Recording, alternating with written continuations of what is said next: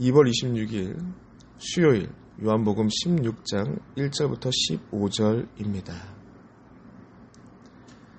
내가 이것을 너희에게 이름은 너희로 실족지 않게 하게 하려 함이니 사람들이 너희를 출교할 뿐 아니라 때가 이르면 무릇 너희를 죽이는 자가 생각하기를 이것이 하나님을 섬기는 일이라 하리라. 그들이 이런 일을 할 것은 아버지와 나를 알지 못함이라. 오직 너희에게 이 말을 한 것은 너희로 그때를 당하면 내가 너희에게 말한 이것을 기억나게 하려 함이요. 처음부터 이 말을 하지 아니한 것은 내가 너희와 함께 있었음이라. 지금 내가 나를 보내신 이에게로 가는데 너희 중에서 나더러 어디로 가는지 묻는 자가 없고 도리어 내가 이 말을 함으로 너희의 마음에 근심이 가득하였도다.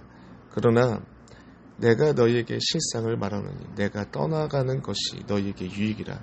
내가 떠나가지 아니하면 보혜사가 너희에게로 오지 아니할 것이요 가면 내가 그를 너희에게 보내리니 그가 와서 죄에 대하여 의에 대하여 심판에 대하여 세상을 책망하시리라.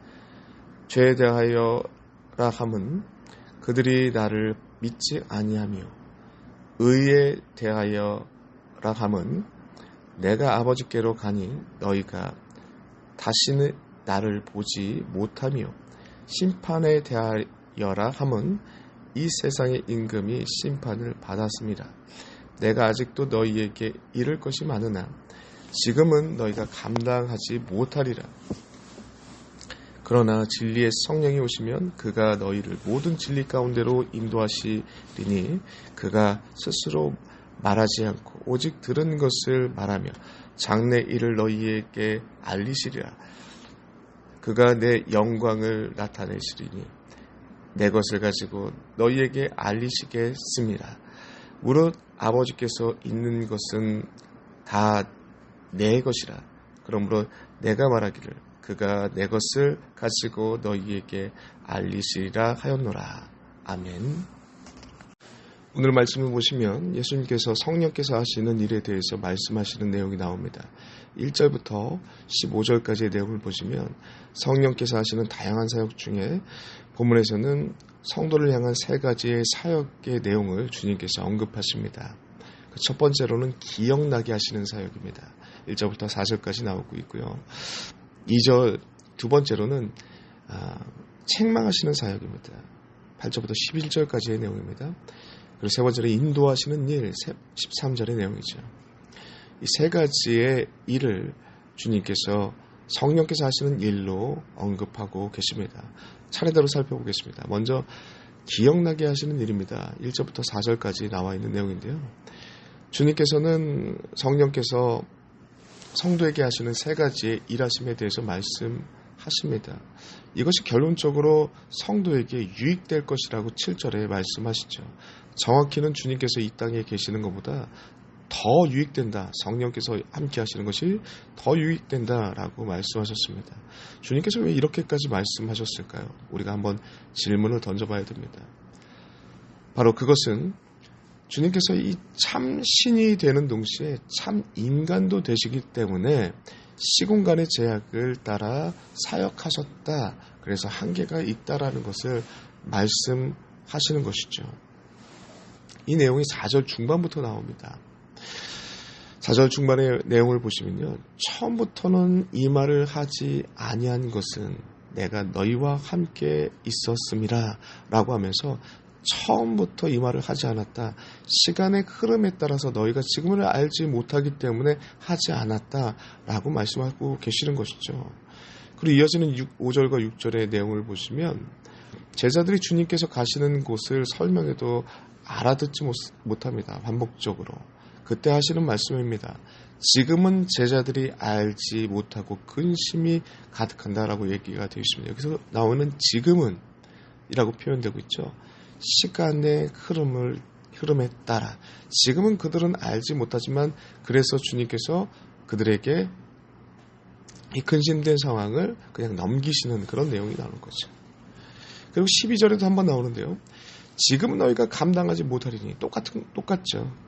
시간의 흐름에 따라 그들을 감당하지 못하기 때문에 때로는 말씀을 멈추시고 다음 기회로 말씀하시고, 이러한 시간의 흐름에 따라서 주님께서 사역을 이어가고 계십니다.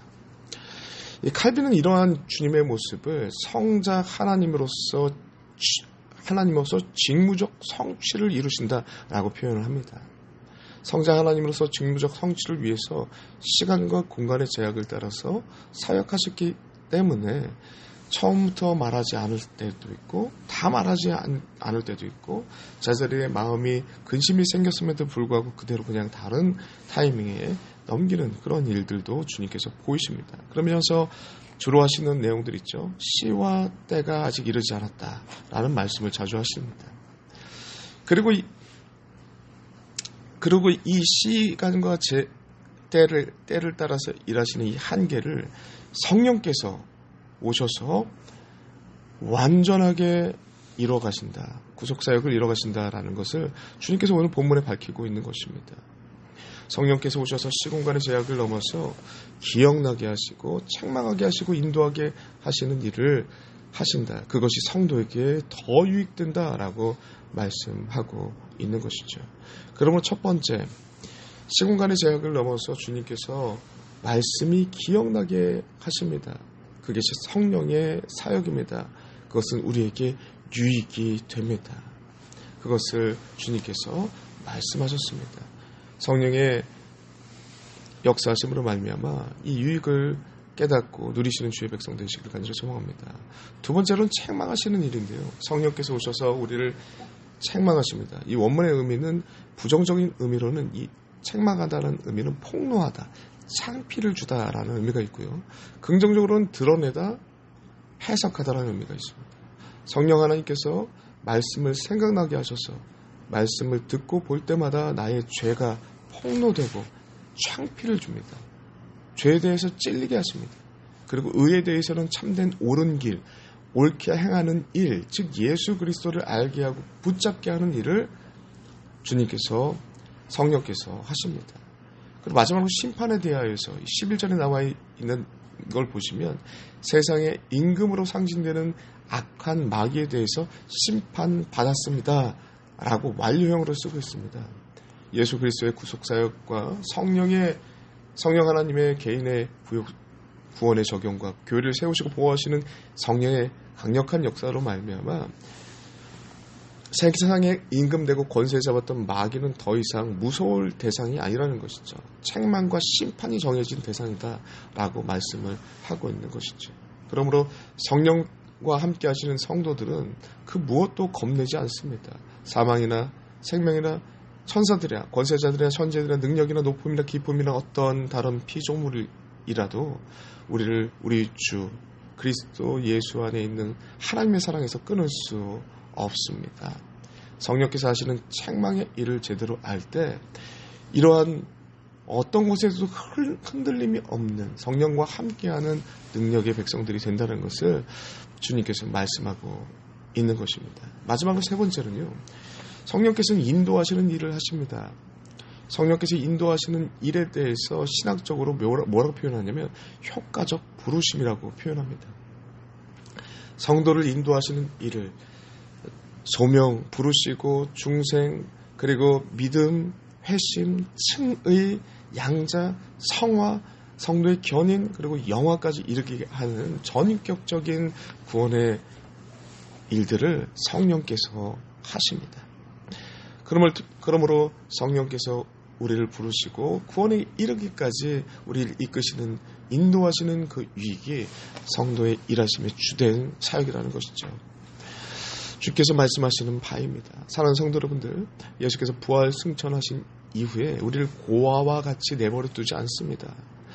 이제는 성령께서 이 땅에 오셔서 주께서 보내셔서 시공간의 제약을 넘어서 하나님의 말씀을 기억나게 하십니다. 책망하십니다. 그리고 또한 택한 자 받은 백성들을 구원에 이르기까지 인도하십니다. 이런 성령의 일하심과 그를 따르는 유익을 주님께서는 우리에게 미리 알려주셨습니다. 이유는 무엇이냐? 1절과 2절에 나옵니다. 주님께서 말씀하시듯 우리가 실족치 않게 하기 위해서, 핍박 가운데서 흔들리지 않게 하기 위해서 주신다고 말씀하십니다. 그러므로 이 성령의 일하심과 유익을 붙잡고 주님께서 말씀하신 대로 주님의 바람대로 이 땅을 실족지 않고 핍박 가운데서 흔들리지 않는 기쁨과 감사를 찾는 하나님의 능력의 백성들이 되시길 간절히 소망합니다. 기도하겠습니다. 하나님 너무나도 감사합니다. 이 말씀 가운데 역사하여 주시옵시고 성령의 일하심 가운데 우리가 주께서 말씀하신 유익을 누릴 수 있도록 도와 주시옵소서. 예수님의 이름으로 기도드리옵나이다. 아멘.